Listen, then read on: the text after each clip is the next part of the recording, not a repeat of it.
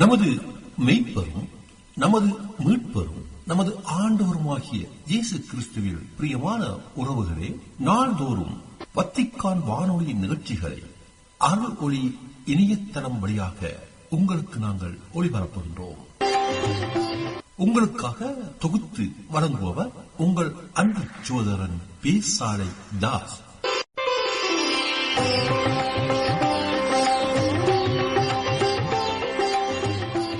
லௌதேத்தூர் இயேசுஸ் கிறிஸ்துஸ். இயேசு கிறிஸ்துவுக்கு புகழ். தமிழ் கூறும் நல்லுலகில் வாழும் அனைத்து அன்புள்ளங்களுக்கும் வத்திக்கான் வானொலியின் வணக்கம். இறைவன் உங்கள் உள்ளத்தையும் இல்லத்தையும் தன் அன்பாலும் அருளாலும் அமைதியாலும் இன்றும் என்றும் நிரப்புவாராக.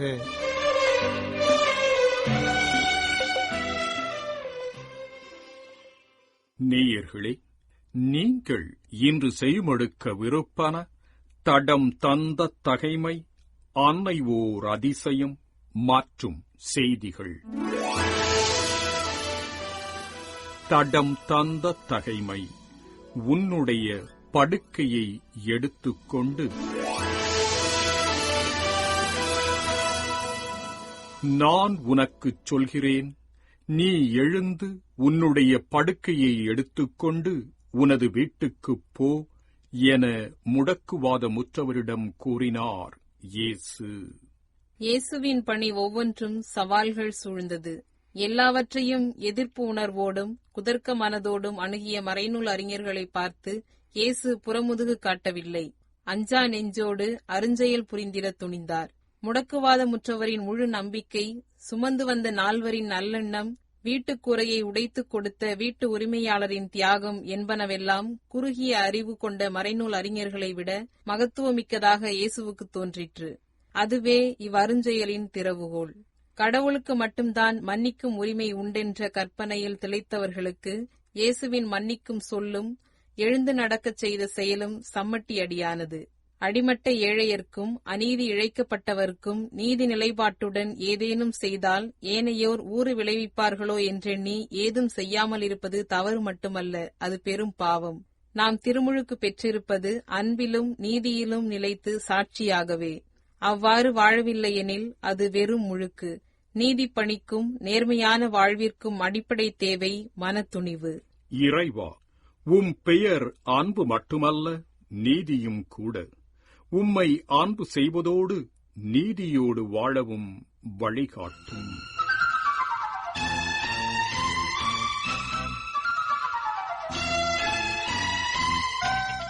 அன்னை ஓர் அதிசயம்.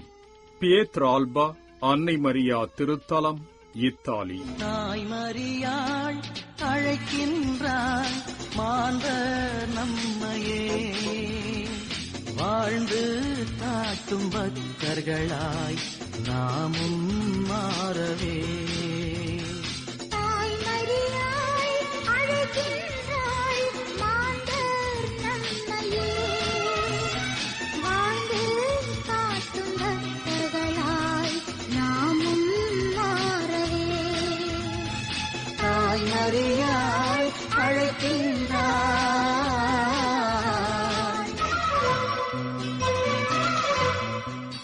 வட இத்தாலியில் அமைந்துள்ள திரந்தினோ ஆல்டோ அதீஜே என்ற பகுதி தன்னாட்சியுடன் இயங்கி வரும் ஒரு மாநிலமாகும்.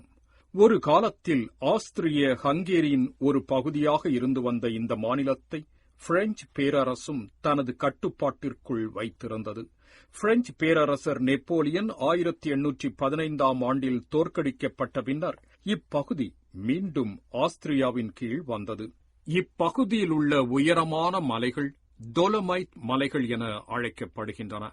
முதல் உலகப் போரின் போது பெரிய தாக்குதல்கள் இந்த டோலமைட் மற்றும் இத்தாலிய ஆல்ப்ஸ் மலைப்பகுதிகளில் இடம்பெற்றுள்ளன. பல காலம் ஆஸ்திரியாவின் ஆட்சியின் கீழ் இப்பகுதி இருந்ததால் இங்குள்ள மக்கள் ஜெர்மன் மொழி பேசுகின்றனர். சாலைகளின் பெயர்களும் ஜெர்மானியத்தில் உள்ளன. திரந்தினோ ஆல்டோ அதீஜே பகுதி 1970களில் தன்னாட்சி பெற்று திரந்தினோ ஆல்டோ அதீஜே என்ற 2 மாவட்டங்களின் நிர்வாகத்தின் கீழ் செயல்பட்டு வருகின்றது. இந்த ஆல்டோ அதீஜே மாவட்டத்தில் உள்ள முக்கியமான அன்னை மரியா திருத்தலங்களில் பியத்ரால்பா அன்னை மரியா திருத்தலமும் ஒன்றாகும்.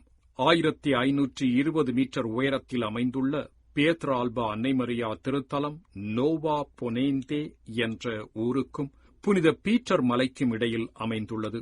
பொல்சானோ என்ற நகரத்திலிருந்து இதனை தெளிவாக பார்க்கலாம். பியத்ரால்பா என்ற இடத்திலுள்ள இந்த அன்னை மரியா திருத்தலத்தின் வரலாறு 1547 ஆண்டிலிருந்து தொடங்குகிறது. அவ்விடத்தில் லியோனார்ட் வெய்பெயின்ஸ்டெய்னர் என்பவரின் குடும்பம் பெரிய கூட்டு குடும்பமாக வாழ்ந்து வந்தது. 1547 ஆண்டில் லியோனார்டுக்கு உடல்நலம் பாதிக்கப்பட்டது. அதனால் அவ்விடத்தில் வாழ்ந்தவர்களுக்கும் தனது குடும்பத்துக்கும் தலைவராக இருந்து வந்த அவரால் தொடர்ந்து தனது தலைமை பணியை செய்ய முடியாமல் வேதனையுற்றார். இதனால் தனக்கு நல்ல உடல் நலம் தருமாறு அன்னை மரியாவிடம் வேண்டினார். அவருக்கு தெரிந்த ஒரே ஜெபமான ஜெபமாலையை ஜெபித்தார். அன்னை மரியாவும் அவரது வேண்டுதலை கேட்டு அவரை குணமடைய செய்வதற்காக காட்சி கொடுத்தார். அக்காட்சியின் போது, நான் உனக்கு குணமளிக்கிறேன், ஆயினும் அதற்கு நன்றியாக நீ இவ்விடத்தில் ஒரு சிற்றாலயமும் மணிக்கூண்டும் கட்ட வேண்டும். ஒவ்வொரு நாள் மாலையிலும் நீ அந்த மணியை அடிக்க வேண்டும். அந்த மணியொலியை கேட்கும் மக்கள் இங்கு வந்து ஜெபிப்பார்கள். அவர்களுக்கு நான் இறைவனின் கருணையை பெற்றுக் கொடுப்பேன் என்று கூறினார். லியோனார்தும் ஆலயம் கட்டுவதாக ஆர்வமுடன் அதற்கு பதில் சொன்னார். அவருக்கு நற்சுகமும் கிடைத்தது. ஆயினும் நாட்கள் செல்ல செல்ல லியோனார்து அன்னை மரியாவுக்கு கொடுத்த வாக்குறுதியை மறந்தே போனார். மீண்டும் தனது நிலத்திற்குச் சென்று வேலை செய்யத் தொடங்கினார். சில ஆண்டுகள் கடந்து மீண்டும் லியோனார்து நோயுற்றார். கடும் காய்ச்சலால் தாக்கப்பட்டு மிகவும் வேதனைப்பட்டார். அவரது குடும்பத்தினர் அவரை தனியே விடவில்லை. அவருக்கு எந்நேரமும் உதவி தேவைப்பட்டது. அவர்கள் அவரோடு இருக்க முடியாத நேரங்களில் அவர் கட்டிலை விட்டு எழுந்து விடாதபடி அதனோடு சேர்த்து கட்டி வைத்துவிட்டு சென்றனர். ஒரு நாள் அவரது குடும்பத்தினர் இல்லாதபோது அங்கிருந்து காட்டுக்குள் சென்றார் லியோனார்து. ஏனெனில் பியத்ரால்பா காடுகள் அடர்ந்த உயரமான மலைப்பகுதியாகும். அப்படி செல்லும்போது உயரமான இடத்திலிருந்து அவர் சறுக்கி கீழே விழுந்தார். ஆனால் காயம் எதுவும் அவருக்கு ஏற்படவில்லை. அப்போது அன்னை மரியா மீண்டும் லியோனார்தோவுக்கு காட்சி கொடுத்தார். முன்பு தனக்கு கொடுத்த வாக்குறுதியை லியோனார்து காப்பாற்றவில்லை என்பதையும் அன்னை மரியா நினைவுபடுத்தினார். லியோனார்து மனம் வருந்தினார்.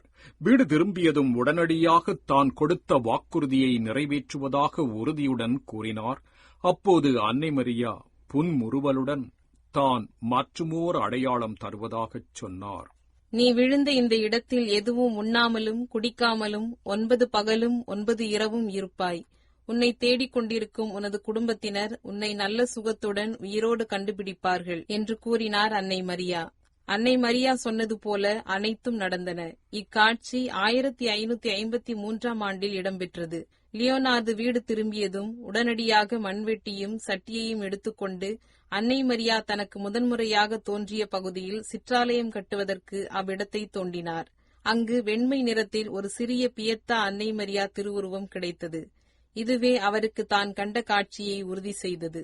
அவ்விடத்தில் ஒரு சிறிய ஆலயத்தையும் மணிக்குண்டையும் கட்டினார். இந்த ஆலயமும் பியத்தா அன்னை மரியா திருவுருவமும் இன்றும் உள்ளன. தினமும் மாலையில் மகிழ்ச்சியுடன் மணியடித்தார். மக்கள் அங்கு வந்து ஜெபிக்கத் தொடங்கினர். அதோடு இறைவனது அருள் வரங்களையும் பெற்றுச் சென்றனர்.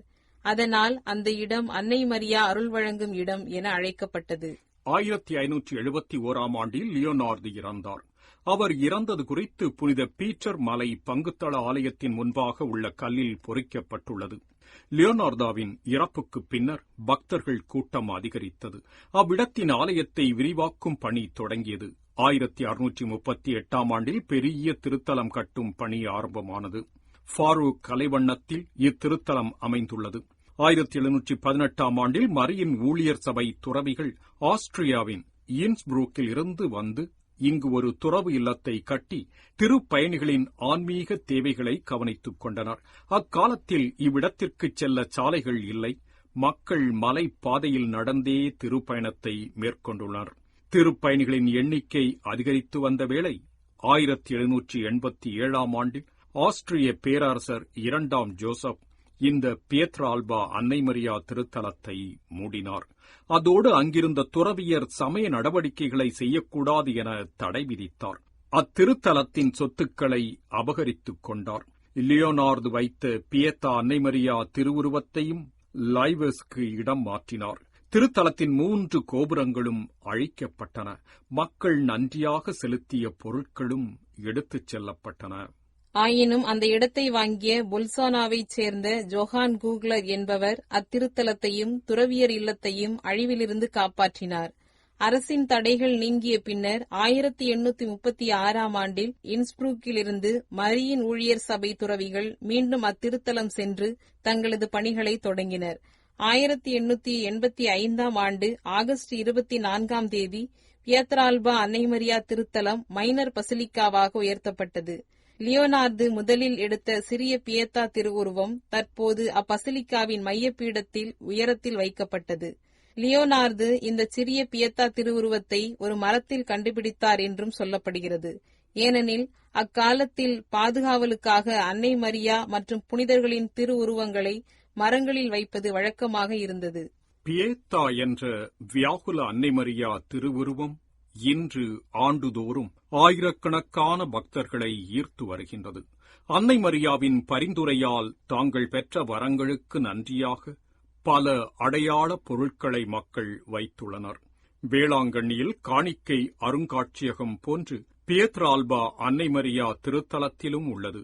கூட்டம் கூட்டமாக திருப்பயணிகள் இத்திருத்தலம் வந்து ஜெபித்து உடலிலும் உள்ளத்தில் மரியா திருத்தலம் குறித்து இன்றைய அன்னை ஓர் அதிசயம் நிகழ்ச்சியில் உங்களுக்கு வழங்கியது வத்திக்கான் வானொலி.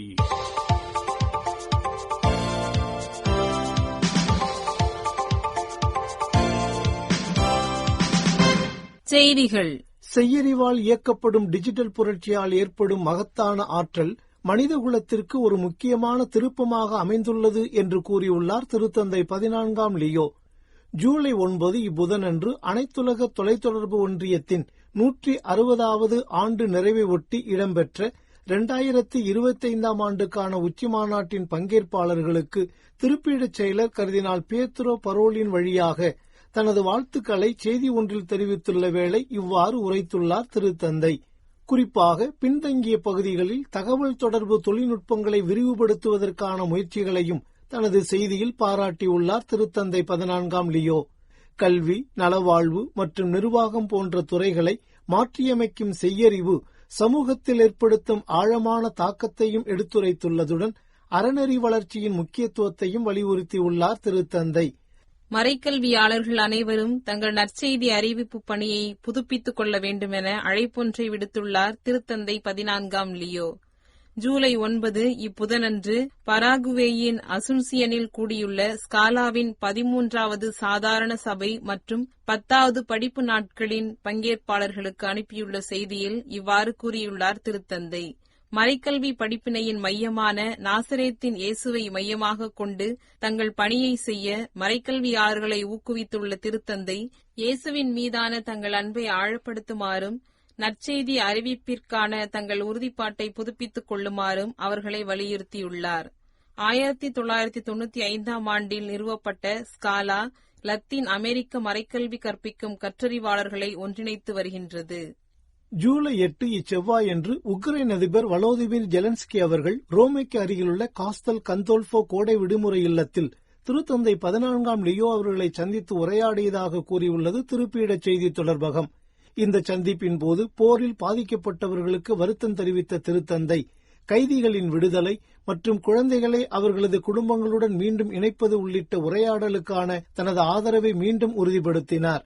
சாத்தியமான பேச்சுவார்த்தைகளுக்காக உக்ரைன் மற்றும் ரஷ்யா ஆகிய இரு நாடுகளின் பிரதிநிதிகளையும் வத்திக்கானுக்கு வரவேற்க தயாராக இருக்கும் திருப்பீடத்தின் விருப்பத்தையும் உக்ரைனிய அதிபரிடம் திருத்தந்தை மீண்டும் வலியுறுத்தினார்.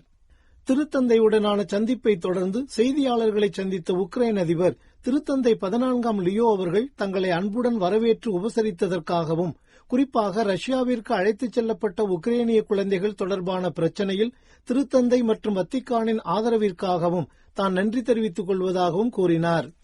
பாரிஸில் உள்ள நோத்ரேதாமே பேராலயத்தில் தீ விபத்து ஏற்பட்டு 5 ஆண்டுகள் கடந்த பிறகு கடந்த ஆண்டு டிசம்பர் 7ஆம் தேதியன்று திருப்பயணிகள் மற்றும் சுற்றுலா பயணிகளுக்காக இப்பேராலயம் திறக்கப்பட்டதிலிருந்து இந்த ஆண்டு ஜூன் 30ஆம் தேதி வரை ஏறக்குறைய 60,15,000 பேர் இதனை பார்வையிட்டுள்ளதாக தெரிவிக்கப்பட்டுள்ளது.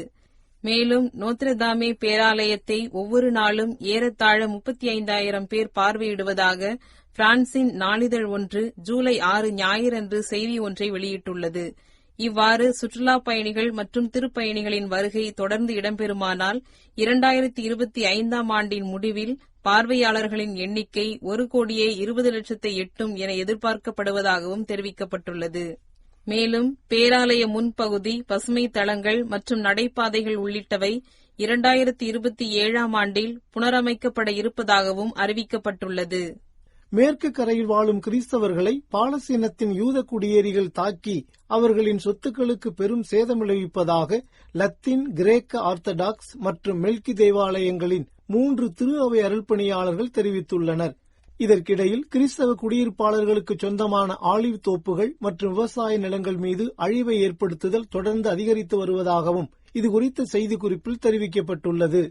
மேலும் அல்காதர் பண்டைய தேவாலயம் மற்றும் பைசன்டேன் கிறிஸ்தவ கல்லறை அருகே யூத குடியேறிகள் அண்மையில் தீ வைத்ததாகவும் இஸ்ரேலிய வீரர்களின் செயலற்ற கண்காணிப்பின் கீழ் நிகழும் இந்த வன்முறையை நிறுத்துமாறும் இந்நகரத்தில் உள்ள அருள்பணியாளர்கள் இஸ்ரேலிய அதிகாரிகளை வலியுறுத்தி வருவதாகவும் செய்திகள் தெரிவிக்கின்றன. மேலும் அங்கு கிறிஸ்தவர்களுக்கு எதிராக இடம்பெற்று வரும் பிரச்சினைகளை களப்பணிகள் வழியாக ஆய்வு செய்து ஆவணப்படுத்த வேண்டும் என்று உலக மற்றும் திரு அவை குழுமங்களுக்கு அழைப்பொன்றையும் அவர்கள் விடுத்துள்ளனர். பாலஸ்தீனத்தில் உள்ள தைபே ஒரு கிறிஸ்தவ கிராமம் மற்றும் வரலாற்று முக்கியத்துவம் வாய்ந்த கிறிஸ்தவ தலம். இங்கு பாலஸ்தீனத்தில் உள்ள யூதர்கள் குடியேறி கிறிஸ்தவ மக்களுடன் தொடர் வன்முறையில் ஈடுபட்டு வருகின்றனர் என்பது குறிப்பிடத்தக்கது. நேயர்களே, இத்துடன் வத்திக்கான் வானொலியின் தமிழ் ஒலிபரப்பு நிறைவு பெறுகின்றது. வணக்கம். வணக்கம். இதுவரையும் நீங்கள் செவியுற்றது வத்திக்கான் வானொலியின் இன்றைய நிகழ்ச்சிகள். மீண்டும் மற்றொரு வத்திக்கான் வானொலி நிகழ்ச்சியில் உங்கள் அனைவரையும் சந்திக்கும் வரை அன்பு விடைபெற்றுச் செல்வது உங்கள் அன்பின் பேசாலை தாஸ்.